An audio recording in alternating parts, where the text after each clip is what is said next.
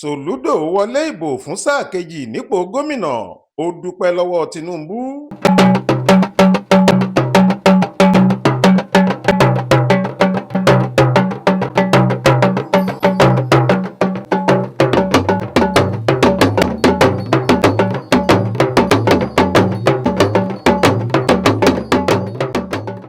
Gómìnà ìpínlẹ̀ Anambra, ọ̀jọ̀gbọ́n Chukwuma Charles Soludo ti ẹgbẹ́ òṣèlú alákùkọ ìyẹn All Progressives Grand Alliance (APGA) ti forin ọpẹ́ bọnu sí Ọlọ́run pẹ̀lú bó ṣe jáwé olúborí nínú ètò ìdìbò sípò gómìnà ìpínlẹ̀ rẹ̀, èyí tó wáyé lọ́jọ́ àbámẹ́ta sátidé ọjọ́ 8 oṣù kọkànlá ọdún 2025 yìí.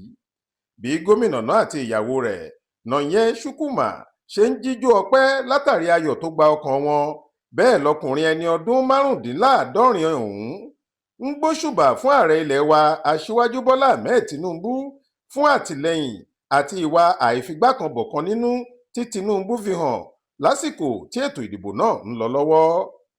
Àfẹ̀mọ́jú ọjọ́ àìkú Sunday ọjọ́ 9 oṣù kọkànlá yìí tí í ṣe ọjọ́ kejì tí ètò ìdìbò náà wáyé ní Pùròfẹ́sọ̀ Edoba Morege tó jẹ́ aṣojú àjọ tó ń ṣàkóso ètò ìdìbò nílẹ̀ wa Independent National Electoral Commission (INEC) àti olùṣekòkárí ètò ìdìbò ìpínlẹ̀ Anambra ọ̀hún kéde ní gbangba wálíà pé gómìnà Soludo ti fẹ̀yìn àwọn ẹgbẹ́ òṣèlú yòókù janlẹ̀, ó sì ti jáwé olúborí sípò gómìnà fún sáà kejì pẹ̀lú ìbò 2,422,422,664.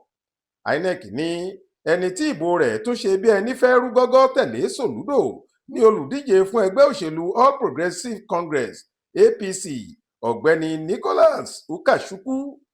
Àmọ́ iye ìbò tó ní jìnnà gbégbérégbè sí ti Soludo, ìbò 1,138,500 (99,445) ló ní.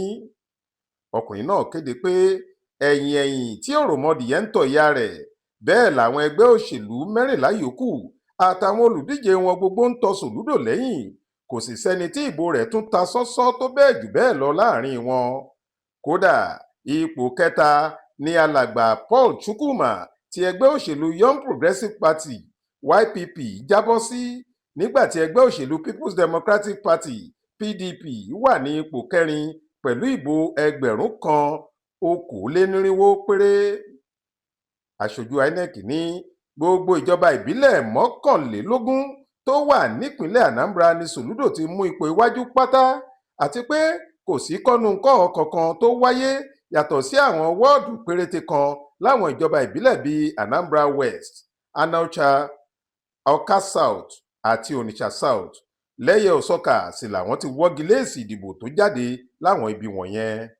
Nínú ọ̀rọ̀ ìdùnnú àti ìdúpẹ́ rẹ̀ láàárọ̀ ọjọ́ Sunday lẹ́yìn tí wọ́n ti kéde àṣeyege rẹ̀, gómìnà Charles Soludo sọ pé inú òun dùn, ó sì gbà pé nítòdodo ẹni tó fẹ́ràn ètò ìjọba àwa-arawa nítòótọ́ ni ààrẹ Bọ́lá Tinubu ṣe, nítorí látìgbà tí ètò ìpolongo ìbò ti bẹ̀rẹ̀ títí tí ìdìbò fi wáyé yìí, ó ní ààrẹ kò fárí apá kan dá ọ̀kan sí nípínlẹ̀ Anambra.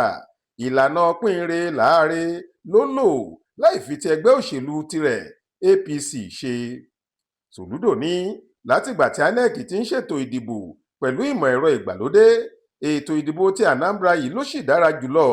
Òun sì rọ àjọ elétò ìdìbò náà láti mú ìlànà yìí lò láwọn ètò ìdìbò tí yóò tún wáyé lọ́jọ́ iwájú. Bákan náà ló rawọ́ ẹ̀bẹ̀ sí gbogbo àwọn tí wọ́n jọ ta kàngbọ̀n ìdíje. Ó ní 16 làwọn tó díje, àmọ́ ẹnìkan ni yóò ṣe gómìnà. Torí bẹ́ẹ̀ òun rọ̀ wọ́n pátá láti fọwọ́sowọ́pọ̀ pẹ̀lú òun kí wọ́n jọ kọ́mọlúbọ̀ kí ìpínlẹ̀ Anambra lè gòkè àgbà sí i. Faith Adébọlá ló ń jábọ̀ ìròyìn fún ìkànnì Ìta Fàájì.